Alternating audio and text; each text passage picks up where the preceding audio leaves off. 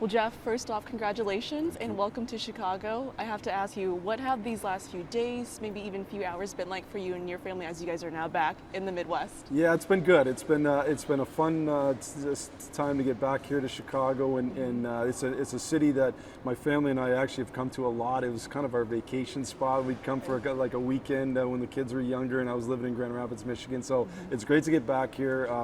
It's been a fun 24 hours. Busy but fun and exciting, and really excited really just to get going. There are only 32 head coaching jobs available in the National Hockey League. You were obviously with the Red Wings for 7 years. This opportunity for another shot at being a head coach in the NHL, what does it mean to you? A ton, and it's listen, as you said, there's 32 of them, and everyone's a great job, and I have high respect for every single one.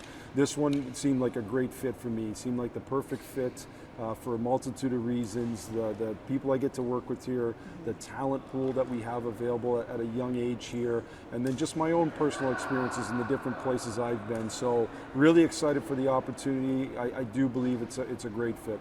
You've coached in the USHL, AHL, college level, obviously in the NHL, and internationally too. What have you learned coaching hockey on so many different levels? It's been great. It's been unique experiences. It's funny that really kind of across the board, some of the things stay true no matter what. I think the importance of culture, of creating a high standard, a championship level standard, holding people accountable to standard, that's the same no matter what level you coach at in terms of importance for organizational success.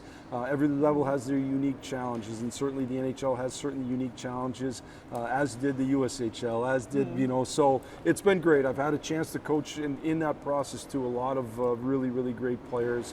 Internationally has been unique because you get a chance to coach a lot of different guys from the National Hockey League. I've had a chance to coach Patrick Kane twice, so that all those experiences you learn from those high-level players. So it's all that kind of combined. It's been a lot of years now. It seems like it's gone fast, but I've been coaching a long time now, and excited to apply all those kind of lessons to this job. What excites you most about going to a place, kind of rebuilding and helping a team go back to being a championship caliber? Yeah, honestly, one of the things I like the most in coaching, certainly I like to win, but one of the things I like the most in coaching is watching growth of players, watching growth of a team. And so this team coming here at this time, I think we're a team that's ready for that moment. They're ready to grow. They're ready to start to really take off as a group, both young and old, everybody involved, kind of take off as a group and start to mold them into what I would label winning players, what I would label championship level players, and all those lessons it takes. We can really get back to teaching fundamentals and making sure that our fundamentals are great, and then from there you kind of build your systems out. Not to say that we won't have systems in place day one, but we'll have an extra focus on the fundamentals and the winning habits of that I think it takes to win at a high level. Correct me if I'm wrong, but you seem like a guy who already has a plan in place. I do, actually, honestly, and that's the exciting part of the job is I think because of the experiences I've been through, because of the people I've been able to be around, as recently as my time in Tampa, I as I said yesterday a little bit in the press conference, I know what it's going to take for this team to get to the top, and that doesn't mean it's going to be easy. It's going to be hard, but it's fun to know.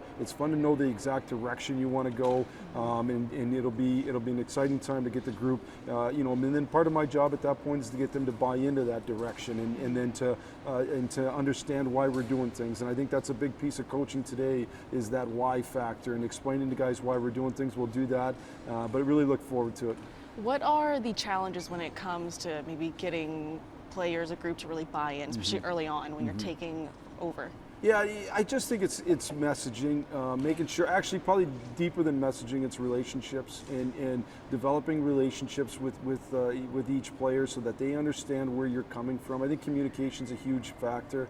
I think we live in a day where people want to know why. They don't want to just do it. There was a time in coaching where you could just say do it and that's it, and people would listen and do it. But that time's come and gone, and that's okay. Accountability has stayed the same from old school time till now, but what's changed probably is just the explanation of why, and making sure that our players understand why we're doing things individually and why we're doing things as a team, and we'll make sure that communication's high. Do you feel any pressure coming here to Chicago? I mean, they haven't made the playoffs in 5 straight seasons. Yeah, I understand that, and you know, it's funny. Pressure is a thing that you want, and you want pressure because it means that there's a care level, and I know the fan base here cares a ton. I get that for sure, and but I wouldn't want to be somewhere where they didn't. So that kind of pressure is honestly, it invigorates me. It excites me. It means that we have an opportunity to do great things in a great city. Those 7 years in Detroit, obviously a tough rebuild. How have you learned to maybe embrace some of the hard times, the adversity? Yeah, you know, it's funny. I speak a lot about perseverance being a huge factor in individual success, and that applies to me as well. And you know, we went through tough times in Detroit, and I think as this fan base knows, going through a rebuild's hard. It sounds like the right thing, but when you actually have to live it, it's hard. And I had to live it for a number of years in Detroit. But I'm proud of a lot of the things we did there, and I'm proud of the fact that we learned to persevere. I'm proud of the fact that we learned to fight frustration and just you know, work on solutions instead of worrying about the frustration that comes at times with going through a rebuild. I know this for sure. Having gone through that experience, I'm much more prepared to take on this job. And I think ultimately those experiences are critical. And if you can learn from those tough experiences, it makes you a much better coach. Obviously, this is a young group, but there's talent. Development will be key here. When you look at a guy like Connor Bedard, how can you help him take the next steps? Yeah, you know, development is going to be critical for us, but I think it's critical for any team. I think development and winning go hand in hand. Connor's obviously a huge piece of this program, a huge piece of what we're going to do, and he'll be a huge piece of us getting to that level that I want to get to. Now, I want to do it as a team, so it won't just be on Connor. It'll be all of us together getting better. For us to get to the top of the mountain, we're all going to have to get better. We're all going to have to reach our maximum potential, and Connor's certainly part of that. You know, for me, it's about just with Connor, with any of our players, developing those winning fundamentals, those winning characteristics. If we do that, that's as much a part of development as acquiring skills of getting better at shooting the puck or skating or those types of things. So making sure that we attack both sides of that development, the skill acquirement, but also kind of those winning fundamentals and habits. Obviously, I heard you say yesterday, patience will be key here, but what will you define as a successful season, maybe after year 1 here? That we have a culture in place, that we have a culture of accountability, that we've established a high standard, that the guys know that high standard, that we've held them accountable to that standard. That would be one area where I look at, is the culture starting. And then the other piece of culture for me is that your best players play winning hockey. If you look across the leagues, the teams that have that kind of winning culture, their best players buy into it. So those two things probably would be the biggest thing, is that we have that culture of accountability and that high standard, and that our best players are buying into playing winning hockey. All right, Jeff, before I let you go, I have 2 more questions for you. They're hard-hitting. Detroit-style pizza or deep dish is the first one. Yeah, I like all pizza. Okay, all that's pizza. the right answer. I've been asked this a lot. I like all kind of pizza. I like it thin, thick, Chicago-style, Detroit-style. Throw some Italian sausage on there, and I like it.